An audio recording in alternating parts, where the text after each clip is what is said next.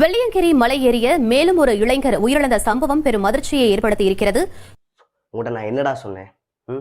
உங்ககிட்ட நான் வீடியோல வந்து சொல்லியிருக்கேன், தயவு செஞ்சு உன் உடம்ப பார்த்துக்கூடா, உன் உடம்ப பார்த்துக்கூடா அப்படின்னு சொல்லிட்டு. ஹெல்த்தா இல்லை அப்படின்னா தயவு செஞ்சு மலை ஏறாதீங்க. இதோட 4 பேர் இறந்துட்டாங்க. மலை ஓப்பன் பண்ணி 2 மாசம் தான் ஆயிருக்கு. அதுக்குள்ளேயும் 4 பேர் இறந்துருக்காங்க. ரொம்ப சோகமான விஷயம். இப்ப கடைசி இறந்த பையனுக்கு வந்து வெறும் 23 வயசு தாங்க ஆகுது. என்னங்க, என்ன என்ன போய்கிட்டு இருக்கு எனக்கு தெரியல சத்தியமா.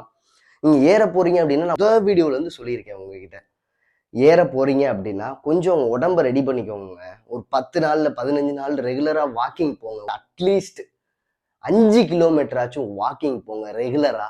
ஏன்னா அங்க உள்ள கிளைமேட்டை வந்து நம்ம டச் பண்ண முடியல. திடீர்னு மழை பெய்யுது, திடீர்னு பயங்கரமான குளிரா இருக்கு, திடீர்னு காத்து அதிகமா அடிக்குது. ஸோ அதுக்கேற்ற மாதிரி உங்க உடம்பு முதல்ல, ஏன்னா அங்க மேலே ஏற ஏற ஆட்டிடியூட் மேலே போக போக ஆக்சிஜன் லெவல் வந்து கம்மியா இருக்கும். ஸோ அதுக்கேற்ற மாதிரி நம்ம கீழேருந்தே நம்ம ஒரு 15 டேஸ் வந்து நம்ம ஒர்க் அவுட், நம்ம உடம்ப நம்ம ரெடி பண்ணிக்கிட்டோம் அப்படின்னா அங்க ஏறுறது கொஞ்சம் ஈஸியா இருக்குங்க. அதை புரிஞ்சுக்கிறவே மாட்டீங்க யாருமே. இப்போ ஒரு உயிருங்கிறது சும்மா நினைச்சிங்களா? யோசித்து பாருங்க.